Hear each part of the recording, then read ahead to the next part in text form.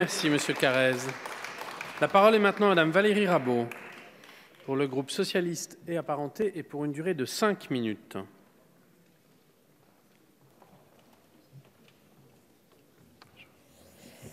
Monsieur le Président, Monsieur le Ministre de l'Économie et des Finances, Monsieur le Ministre, Monsieur le Président de la Commission des Finances, Monsieur le Rapporteur général, Madame la Présidente, mes chers collègues. Voter sur le projet de programme de stabilité 2019-2023 proposé par le gouvernement, c'est d'abord répondre à deux questions. La première, ce programme reflète-t-il oui ou non la réalité? En d'autres termes, ce que vous envoyez à Bruxelles est-il conforme à ce que vous annoncez en France? Ça, c'est la première question. Seconde question, ce projet de trajectoire nous paraît-il pertinent? Pour répondre à la première question, je rejoindrai ce que vient d'indiquer notre collègue Gilles Carrez. Les hypothèses macroéconomiques que vous retenez nous paraissent justes, nous paraissent pertinentes et nous saluons l'effort de sincérité qui est contenu dans le programme sur ce point-là. Mais concernant la prise en compte dans la trajectoire budgétaire de l'ensemble des mesures que vous avez annoncées, nous avons plusieurs interrogations. La première porte sur la revalorisation des retraites, que le gouvernement s'est enfin décidé à mettre en œuvre, enfin plus exactement, le Conseil constitutionnel l'y a contraint avec sa décision du 28 décembre dernier, suite à notre saisine. Cette revalorisation représente un coût pour l'État pour les finances publiques de 2,3 milliards d'euros, qui est introuvable dans votre document. En somme, aux yeux de Bruxelles, vous faites comme si les retraites comme s'il n'y avait pas de revalorisation des retraites en 2020, mais évidemment, vous dites le contraire à Paris. Comme l'a rappelé Gilles Carrez, la plupart des mesures nouvelles annoncées par le Président de la République, comme la baisse des 5 milliards d'euros d'impôt sur le revenu, ne sont pas incluses dans la copie que vous adressez à Bruxelles.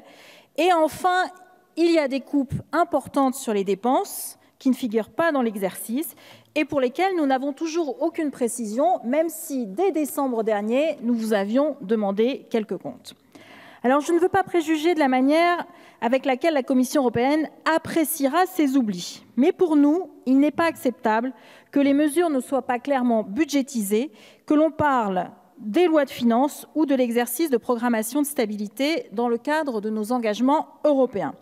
Il n'est pas non plus acceptable que vous ne disiez pas la même chose sur les plateaux de télévision à Paris et ce que vous envoyez à Bruxelles. Seconde question, la trajectoire est-elle pertinente?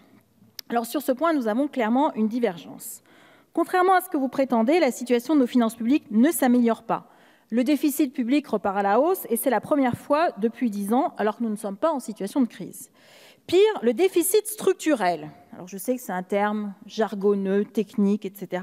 Mais je vais quand même le citer, que vous vous targuez de corriger, ne répond pas du tout aux critères fixés par les traités européens. Et il ne peut pas y répondre puisque vous privez le pays de ressources, comme par exemple la quasi-suppression d'ISF, que nous avons eu l'occasion d'évoquer à plusieurs reprises ici même. Vous aurez beau invoquer la transformation du CICE en baisse de cotisation pour justifier l'évolution du déficit public, la Commission européenne a été très claire dans le document qu'elle vous a envoyé le 27 février dernier, c'est il n'y a pas si longtemps. À politique inchangée, il n'y a aucune amélioration du déficit structurel. C'est ce qui est écrit dans le texte par la Commission européenne. Surtout, la Commission européenne émet un jugement sur vos politiques. Elle dit plusieurs choses. Il doit y avoir plus d'actions pour réduire la pauvreté, pour augmenter le taux d'emploi, augmenter l'investissement en recherche et développement, utiliser les énergies renouvelables et augmenter notre efficacité énergétique. Elle le dit en anglais, mais je vous ai fait une petite traduction. Elle note, fidèle, mais je peux vous le refaire en anglais, Monsieur le Ministre, je sais que vous parlez parfaitement l'anglais. Elle note, toujours la Commission, que c'est en 2017 que la part de la population française soumise à un risque de pauvreté a été la plus faible de son histoire, grâce aux mesures envisagées. Mais elle observe également que ce risque de pauvreté menace aujourd'hui de toucher un tiers des parents célibataires.